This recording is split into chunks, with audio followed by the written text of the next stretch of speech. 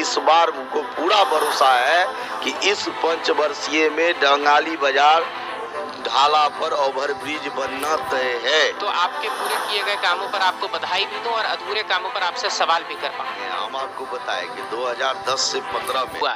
मेरी समझ से सहरसा के लिए सबसे बड़ा मुद्दा जो है वो है बंगाली बाजार फ्लाईओवर। तो अगर आपके कार्यकाल में विकास हुआ तो बंगाली बाजार फ्लाईओवर के निर्माण के लिए एक ईंट भी क्यों नहीं रखी गई? देखिए, बंगाली बाजार ओवरब्रिज कोई एक दिन का 5 साल का मुद्दा नहीं था। उससे पहले कई बार यहाँ पर शिलान्यास हुआ था, नहीं हुआ था, सो हमको बताइए। और आपको हम एक बात बता देते हैं, बहुत अच्छा प्रश्न आप किए हैं। तो बंगाली बाजार का ओवरब्रिज बनाने का रास्ता हम ही खोले थे 2015 के 10 से 15 के बीच में। अब कहिएगा कैसे खोले थे? सिर्फ एगो धरना कर देने से, एगो चिट्ठी जा कर के यहाँ के स्टेशन मास्टर को दे देने से ओवरब्रिज नहीं बनता है। ओवरब्रिज बनाने के लिए बंगाली बाजार जो है वो उस समय में NH 107 बीच से गुजरती थी और NH 107 गुजरने के कारण उस जगह पर ओवरब्रिज बनाना NH के मापदंड पर संभव नहीं था। जब हम विधायक बने और जब इसके बीच हम पड़े, UPA की सरकार थी, इरकॉन कंपनी को टेंडर भी फाइनल कर दी थी और इरकॉन कंपनी यहाँ आकर के घूम के चला गया, कहा कि यहाँ पूरा जो है सो अतिक्रमण है, इसको हटाइए तब बनेगा। जब हम इसके बीच पड़े और इरकॉन कंपनी से कांटेक्ट किए तो वो बताया कि आपके यहाँ ओवरब्रिज नहीं बन सकता है। क्यों नहीं बन सकता भाई? तो ये NH 107 इससे गुजर रही है और NH के मापदंड पर यहाँ उतना जगह नहीं है जो ओवरब्रिज बने। यदि आपको बनाना है तो पूरे शहर को आपको तोड़ना पड़ेगा। कोई भी संभव नहीं था शहर तोड़ करके।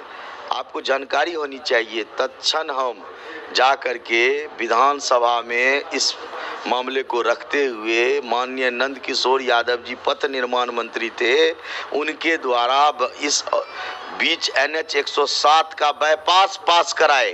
जो आज बाईपास का काम शुरू हो गया, 80% से ज़्यादा जमीन का अधिग्रहण हो गया है। और उससे एक लाभ और हुआ कि जब वो बाईपास शुरू होगा पर्री से लेकर के पटवा तक, उस बीच में एक ओवरब्रिज भी बनेगा उसके बीच में, तो एक ओवरब्रिज उससे बन जाएगा।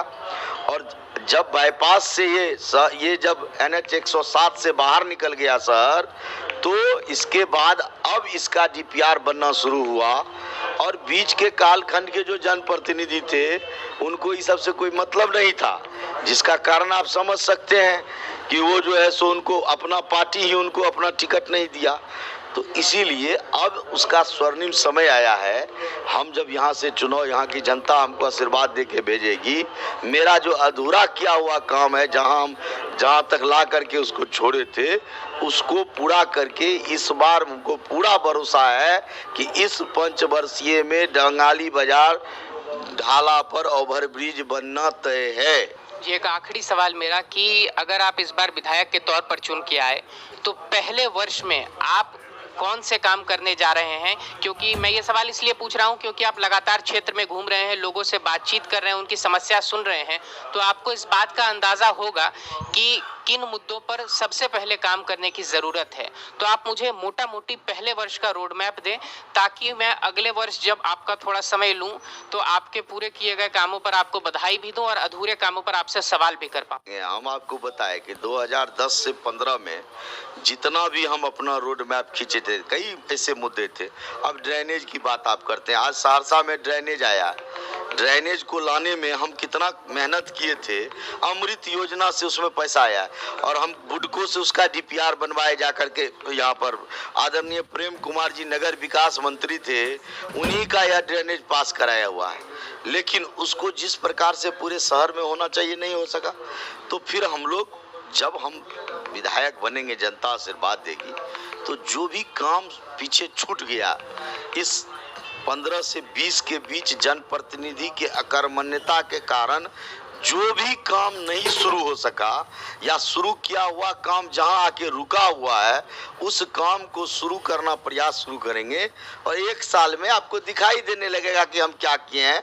और तब जब पूछिएगा तो बता देंगे कि 1 साल में क्या किया। बहुत बहुत शुक्रिया हमसे बातचीत करने के लिए। सर, ये थे हमारे साथ सहरसा से भाजपा के उम्मीदवार डॉक्टर आलोक रंजन, जो पूरे आत्मविश्वास के साथ कह रहे हैं कि यहाँ की जनता इन्हें इस बार अपना समर्थन देने जा रही है, अपना नेता चुनने जा रही है।